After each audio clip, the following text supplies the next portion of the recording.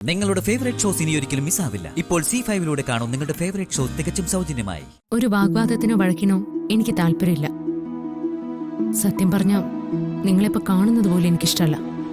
അറിയാം, അങ്ങനൊരു ഇഷ്ടക്കേടിൽ നിന്നുകൊണ്ട് തന്നെ എനിക്ക് പറയാനുള്ളത് നീ കേൾക്കണം.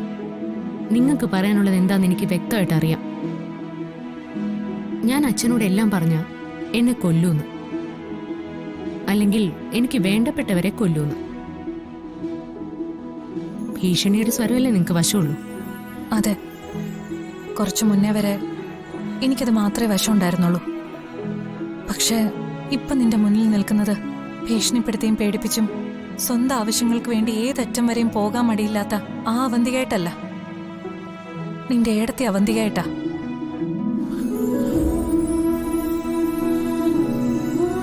ഞാൻ എങ്ങനെയായിരിക്കണം എന്ന് നീ ആഗ്രഹിച്ചോ അതേ ഏട്ടത്തിയായിട്ട്.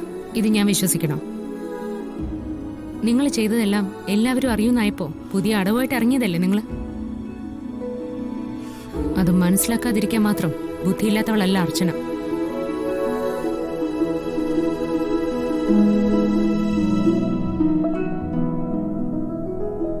ഞാൻ എന്ത് പറഞ്ഞാലും നീ അങ്ങനെ കരുതുള്ളൂന്ന് എനിക്കറിയാം. അതിപ്പോ അർച്ചനയെന്നല്ല, ആരായാലും. അതിന് മാത്രം കുറ്റങ്ങൾ ചെയ്തു കൂട്ടിയിട്ടുണ്ട് ഞാൻ. ഈ കുടുംബത്തിലുള്ളവരോട് മാത്രമല്ല, സന്ധ്യയോടും ആതിരയോടും ഒക്കെ. ഇപ്പൊ അവസാനം അനൂപിനോടും.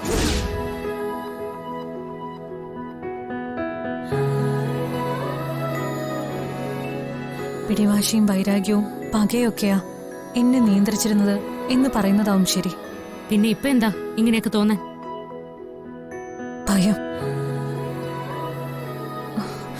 ഞാൻ ചെയ്തതെല്ലാം എല്ലാവരും അറിയുമ്പോ എനിക്ക് കിട്ടുന്ന ശിക്ഷകളെ കുറിച്ചുള്ള ഭയം. ഇനി ഇങ്ങനെ ജീവിച്ചാ എന്റെ ജീവിതം എവിടെ ചെന്ന് അവസാനിക്കുന്നുള്ള ഭയം.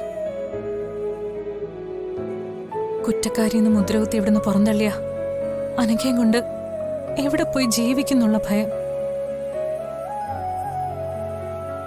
ആ ഭയത്തിൽ നിന്ന ഇങ്ങനൊരു തീരുമാനം. ഈ തീരുമാനം എടുക്കാൻ എന്നെ പ്രേരിപ്പിച്ചത് നീയും. അങ്ങനെ ഒരു ദിവസം കൊണ്ട് മാറാൻ പറ്റുന്ന ആളാണോ അവന്തിക? ഉറപ്പായും. ഒരു കാര്യം തീരുമാനിച്ചാ അത് അപ്പ തന്നെ നടപ്പിലാക്കുന്ന പഴയ വാശിക്കാരി അവന്തികയ്ക്ക് ആ വാശി ഇവിടെ പ്രയോഗിക്കണമെന്നേ ഉള്ളൂ. എനിക്കറിയാം ഞാനീ പറയുന്നതൊന്നും നിനക്ക് പെട്ടെന്ന് ഉൾക്കൊള്ളാൻ പറ്റില്ലെന്ന്. ഇപ്പൊ ഞാൻ പറയുന്ന മുഴുവൻ കാര്യങ്ങളും ഇനി നീ കാണാൻ പോകുന്നതാ. ജീവിച്ച് കാണിച്ചു തരാൻ ഞാൻ ശ്രമിക്കാം. ശ്രമിച്ചാ നല്ലത്.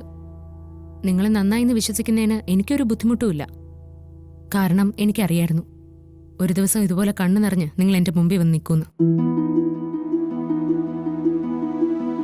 ഒരു പരിധിക്കപ്പുറം ഒരു മനുഷ്യനും സ്നേഹം നിഷേധിക്കാനാവില്ല. ചുറ്റുമുള്ളവര് നിങ്ങൾ ഇത്രയൊക്കെ സ്നേഹിക്കുമ്പോൾ എത്ര നാളത് കണ്ടില്ലെന്ന് വെക്കാനാവും?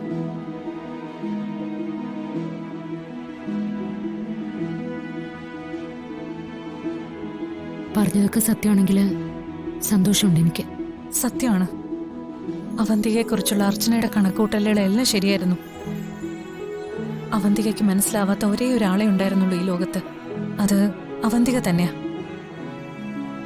നല്ലൊരു ജീവിതം, കുടുംബം, കുട്ടികൾ, അങ്ങനെ ഒരു പെൺകുട്ടിയുടെ സ്വപ്നങ്ങളായിരുന്നില്ല എനിക്ക്. ജീവിതം എന്റെ മുന്നിലേക്ക് വെച്ച് നീട്ടിയതെല്ലാം എനിക്ക് സ്വപ്നം കാണാൻ കഴിയാത്തതായിരുന്നിട്ടും ഞാനതിന് എതിരെ തിരിഞ്ഞു നിന്നു. എന്റെ ജീവിതം ഇരുട്ടിലാണെന്ന് ഞാൻ എന്നെ തന്നെ വിശ്വസിപ്പിച്ചു. കുസൃതികൾ നിറഞ്ഞ കൗമാരത്തിൽ നിന്നും സ്വപ്നങ്ങൾ കണ്ടു തുടങ്ങേണ്ട യൗവനത്തിലേക്ക് എത്തിയപ്പോ എല്ലാം എനിക്ക് നഷ്ടപ്പെട്ടിരുന്നു.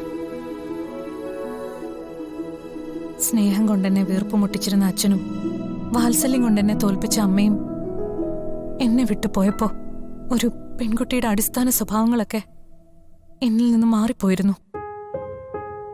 അന്ന് ഈ കൈകളിലേക്ക് സ്വന്തമായി കറിക്കത്തി പിടിച്ചെടുത്ത തീരുമാനത്തിൽ കയ്യിലെ മൈലാഞ്ചിക്ക് പകരം ചോരയുടെ ചുവപ്പ് നിറമായിരുന്നു ഞാൻ കണ്ടത്. കൺമഷി എഴുതേണ്ട കണ്ണുകളിൽ പകയും. എന്റെ ജീവിതത്തെ ഒരു പട്ടം പോലെ ഞാൻ പൊട്ടിച്ചു വിട്ടു. കാരണം ആരുടെയും കൈപ്പിടിയിൽ ഒതുങ്ങാൻ എനിക്ക് താല്പര്യമില്ലായിരുന്നു.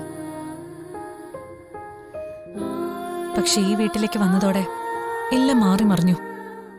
സ്നേഹിക്കാൻ മാത്രം അറിയാവുന്ന ഒരു പറ്റ ആളുകളുടെ ഇടയിലേക്ക് വന്നപ്പോ എനിക്ക് മനസ്സിലായി, എത്ര മൂടാൻ ശ്രമിച്ചിട്ടും പിന്നെയും അവന്തിക എന്ന ശക്തമായ സ്ത്രീക്ക് പിന്നിൽ നിഷ്കളങ്കയായ ഒരു അവന്തിക എന്ന പെൺകുട്ടിയുണ്ടെന്ന്.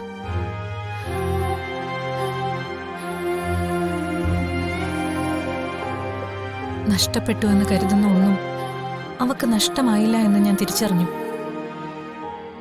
അച്ഛന്റെ മോളെ എന്ന വിളിയിലും സഹോദരങ്ങളുടെ ഏട്ടത്തി എന്ന വിളിയിലും തകർന്നു പോയിട്ടുണ്ട് ഞാൻ. പക്ഷേ ഞാനും എന്റെ ജീവിതവും വേറെന്തിനോ വേണ്ടിയായിരുന്നു എന്നതായിരുന്നു എന്റെ തോന്നൽ. ആദ്യം അറിയാതെ തെറ്റുകളിൽ ചെന്ന് വീഴുമായിരുന്നു. പിന്നീട് തിരികെ വരാൻ പറ്റാത്ത രീതിയിൽ മുന്നോട്ട് പോയി കഴിഞ്ഞു എന്ന തോന്നലിൽ ഇതുവരെ ജീവിച്ചു.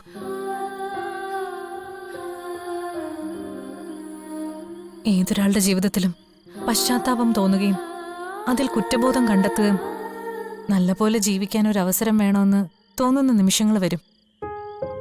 എന്റെ ജീവിതത്തിൽ ആദ്യമായിട്ട് അങ്ങനെ തോന്നിയ നിമിഷം ഇന്ന്.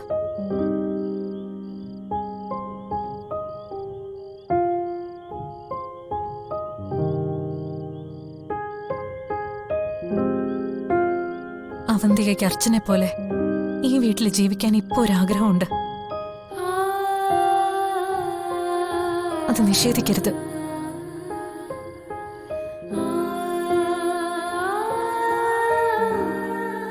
ഇതെല്ലാം എന്റെ കുമ്പസാരോ ഏറ്റുപറച്ചിലുകളോ അല്ല, തിരിച്ചറിവാണ്. അവന്തിക ഒന്നും ആയിരുന്നില്ല എന്നുള്ള തിരിച്ചറിവ്.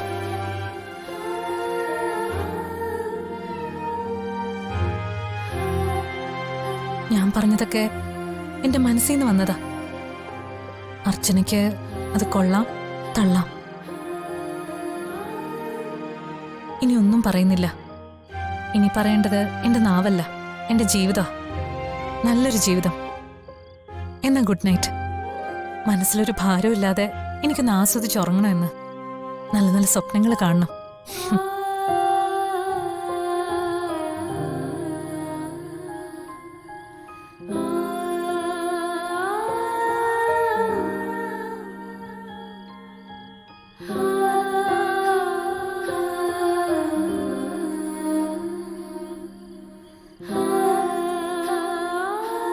ഞാൻ പറഞ്ഞതൊക്കെ അർച്ചനയ്ക്ക് വിശ്വാസമായില്ലെങ്കിൽ എന്ത് തീരുമാനം വേണേലും എടുക്കാം.